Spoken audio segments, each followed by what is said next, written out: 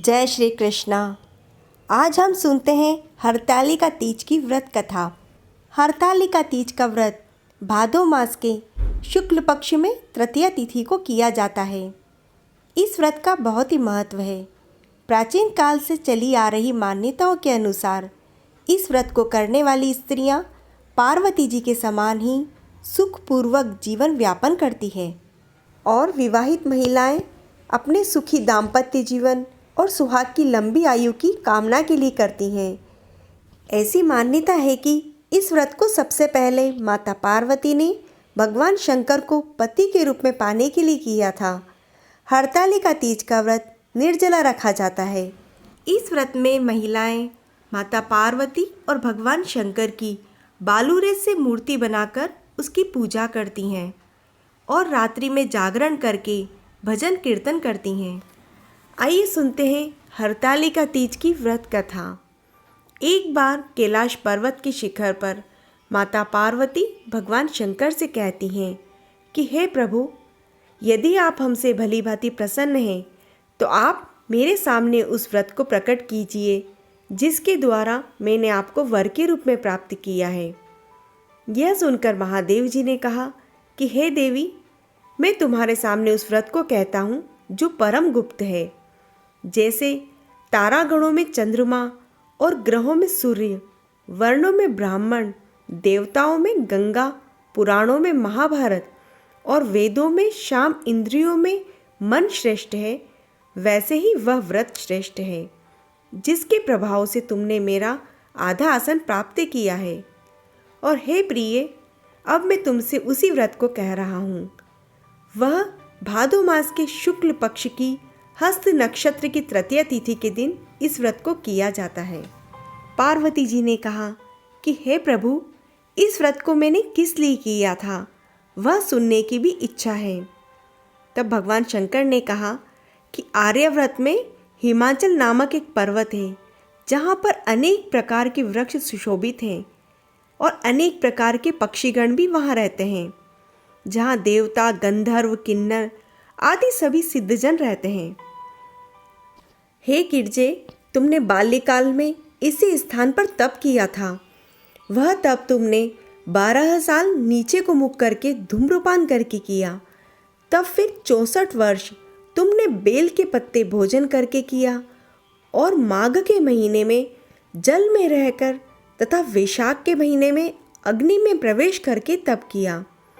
श्रावण के महीने में बाहर खुले में निवास करके और अन्न जल त्याग करके तुम तप करती रही। तुम्हारे कष्ट को देखकर तुम्हारे पिता को चिंता हुई और वे चिंतातुर होकर सोचने लगे कि मैं इस कन्या को किसके साथ वर्ण करूं। तब इसी अवसर पर देवयोग से वहाँ देव ऋषि नारद जी आए और वहाँ आकर गिरिराज से बोले कि हे प्रभु, ब्रह्मा, इंद्र, शिव आदि सभी देवताओं में भगवान विष्णु के समान कोई नहीं है। इसीलिए यदि आप मेरे मत से प्रसन्न हैं तो अपनी पुत्री का दान भगवान विष्णु को ही दें।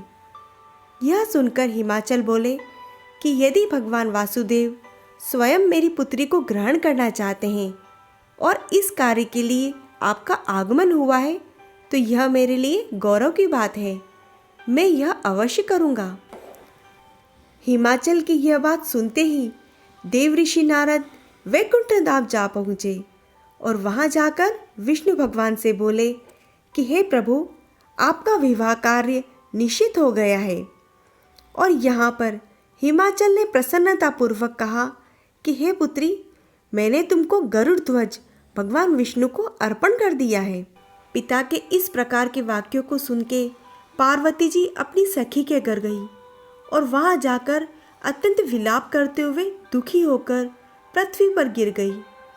यह देखकर उनकी सखी ने पूछा कि हे देवी, तुम्हारे मन की जो अभिलाषा है मुझे बताओ, तुम इतना दुखी क्यों हो रही हो।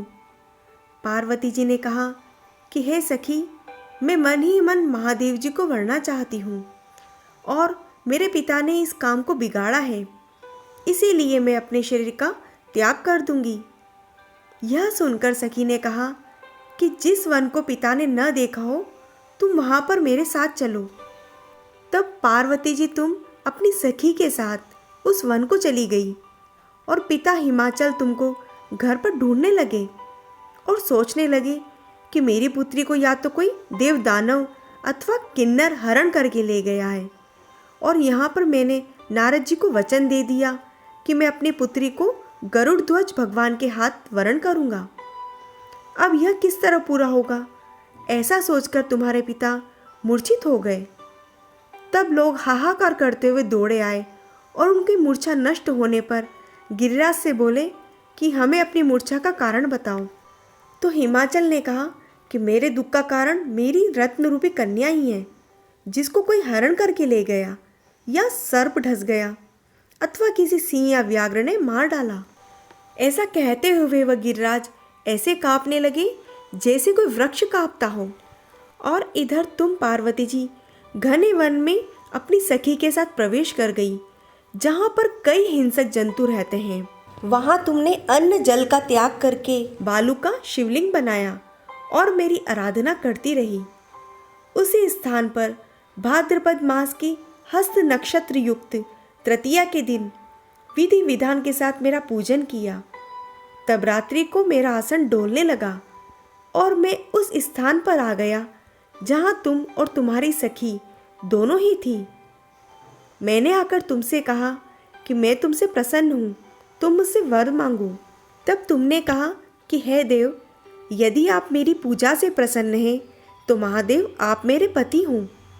और मैंने तथास्तु कहा कि ऐसा ही होगा। यह कहकर मैं कैलाश पर्वत को चला गया और तुमने प्रभात होते ही उस बालू की प्रतिमा को नदी में विसर्जित कर दिया। तब हे शुभे, तुमने वहाँ पर अपनी सखी के साथ व्रत का पारायण किया। इतने में हिमवान तुम्हें ढूंढते हुए उसी वन में आ पहुँचे। वहाँ चारों ओर तुम्हें न देखकर मूर्छित होकर फिर से जमीन पर गिर पड़े। उस समय नदी के तट पर उन्होंने 2 कन्याओं को देखा तो वे तुम्हारे पास आ गए और तुम्हें हृदय से लगाकर रोने लगे और बोले कि तुम इस सिंह युक्त घने जंगल में क्या कर रही हो। तब पार्वती तुमने कहा कि मैंने पहले ही महादेव जी को अपने पति के रूप में वरण कर लिया था और पिताजी आपने इसके विपरीत कार्य किया, इसीलिए मैं यहाँ वन में चली आई। यह सुनकर हिमवान ने कहा कि तुम्हारी इच्छा के विरुद्ध मैं कोई कार्य नहीं करूँगा।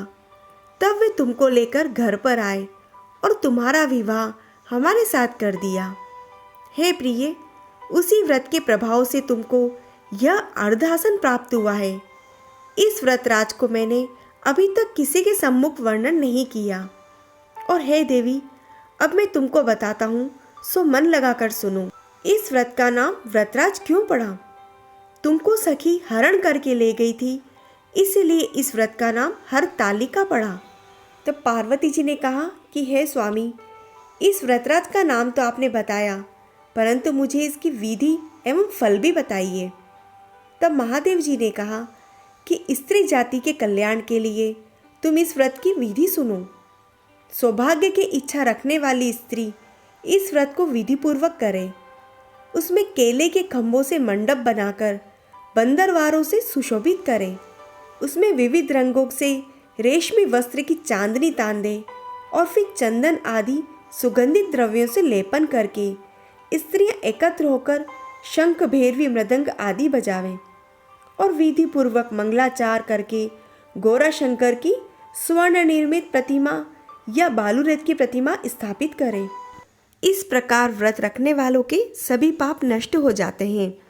फिर वह 7 जन्म तक राज्य सुख भोगकर सौभाग्य को भोगती है।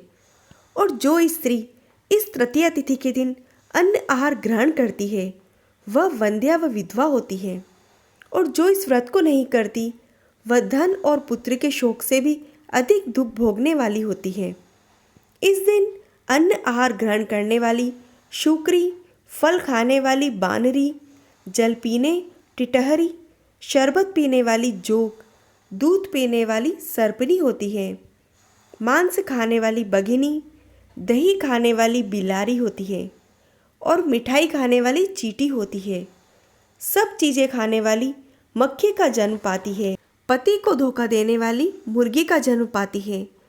स्त्रियों को परलोक सुधारने के लिए यह व्रत करना चाहिए और व्रत के दूसरे दिन व्रत का पारायण करने के पश्चात चांदी, सोना अथवा तांबे या कांसे के पात्र में ब्राह्मण को अन्न का दान करना चाहिए। इस प्रकार व्रत को करने वाली स्त्रियां मेरे समान ही पति को पाती हैं। मृत्यु काल में पार्वती जैसे रूप को प्राप्त करती हैं। हजारों अश्वमेघ यज्ञ को करने से जो फल प्राप्त होता है वही मनुष्य का इस कथा को सुनने से मिलता है। हे देवी, मैंने तुम्हारे सम्मुख यह सबसे उत्तम व्रत बताया है जिसके करने से मनुष्य के समस्त पाप का नाश हो जाता है।